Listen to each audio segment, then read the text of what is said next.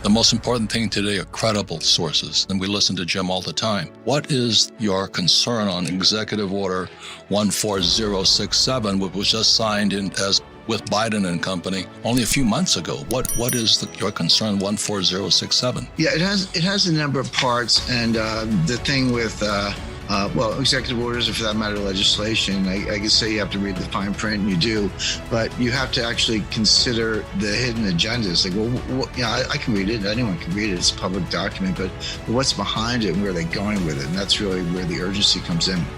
It's basically an order that accelerates the U.S. movement towards a central bank digital currency, so-called CBDC.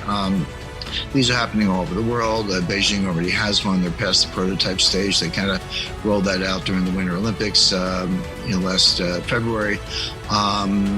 Believe it or not, the Bahamas has a digital currency. There are a few other countries that have already gone in that direction. Europe is, the European Central Bank is very far along. The U.S. and the Federal Reserve, because they print the currency, they understood the importance of it. They were watching it, but they were kind of taking their time. Like, hey, we're the biggest payment currency, biggest reserve currency in the world, which the dollar is, and we don't want to race into something if it's not thought out. And they were doing a kind of joint venture R&D program with MIT. Okay, and they got some experts there, so that seems to make sense. But all of a sudden, they accelerated it, and they said, "No, we got to move fast on this, and we got to catch up." And that's what 14067 was about. But so that's kind of what you could get from reading. But what's the hidden agenda?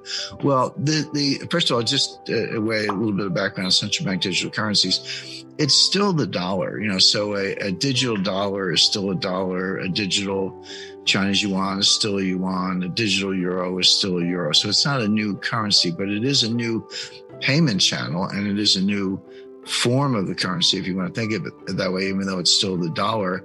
And it goes hand in hand with getting rid of cash. In other words, I'll spend, in a minute, we'll get into what the central bank digital currency, what the hidden agenda is behind that. But as I go through the list of really bad things that can happen, you say, well, okay, but I still got cash. I can go down to the bank and get whatever, $10,000 or $100,000 in cash. By the way, that's not easy to do. You can, it's legal, it's not illegal, but try doing it. They'll tell you to come back, make an appointment. They don't have that much money. They got to ship it in.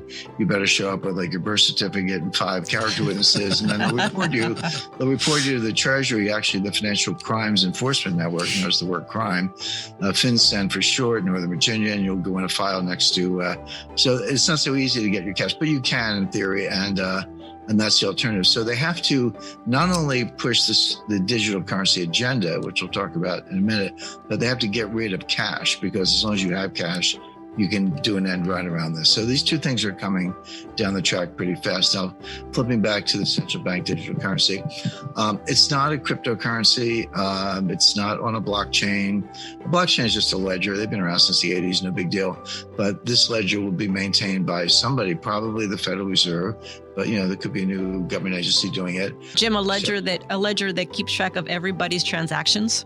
Well, it does two things. It does that, you're right, Kim, but it's kind of like a bank account. So we might quickly end up in a world where, I have an account at a bank, you guys have accounts at banks. Those banks are either members of the Federal Reserve System, or they're smaller banks that are correspondents of bigger banks that are members of the Federal Reserve System, like Bank of America. The point being, the banks kind of keep all the books. We might be in a world where you would have an account at the Fed.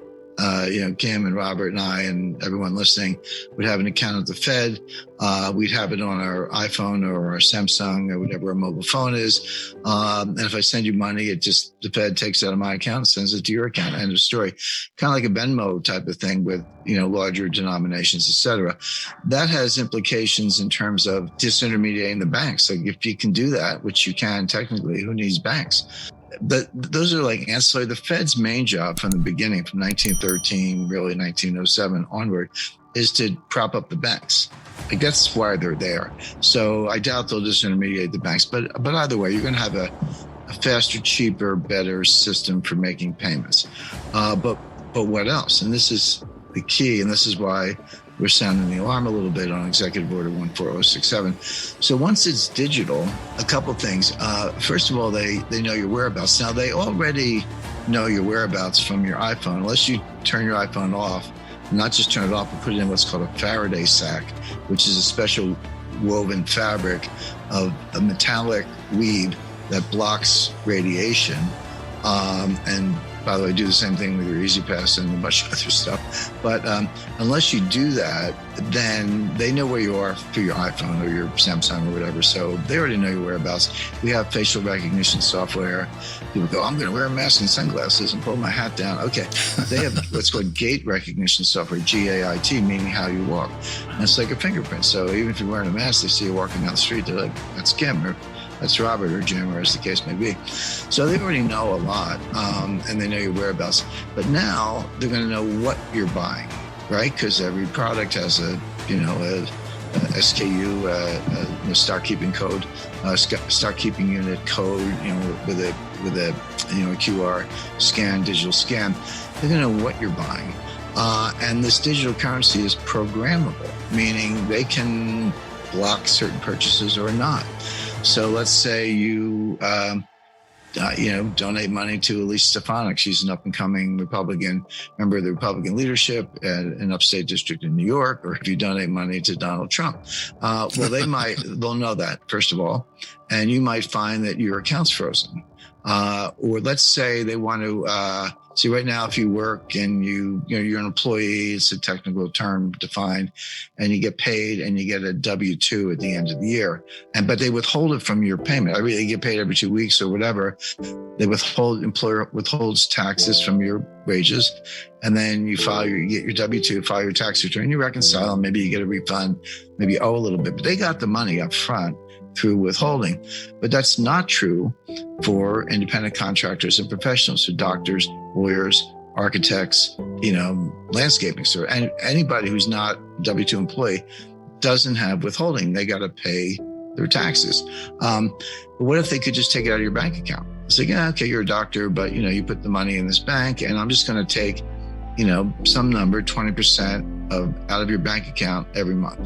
And we'll send you a statement, 1099, file your tax return, and you owe or you get a refund, but no more honor system. In other words, no more waiting till year end. We're going to take it out of your bank account. Or what if, as a form of stimulus, even though it's not stimulus, but they'll call it that, but we're going to put a countdown clock on your bank account.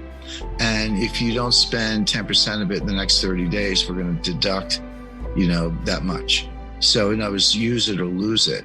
So now all of a sudden, I worked hard, I made this money, it's in the bank, but you're telling me if I don't spend it, I'm going to lose it anyway. So I might as well go spend it. And of course, the idea is to stimulate the economy. But the point is, the number of things you can do, from surveillance to identifying your political preferences, withholding taxes, account freezes, account seizures, time limitations on your money. Your money's like a countdown clock. It expires after a certain period of time, et cetera. I could go on and on, but you take the point, which is it's not your money anymore. I've always said to people, you put your money in the bank, it's not your money, it's the bank's money, and they'll give it to you if they feel like it.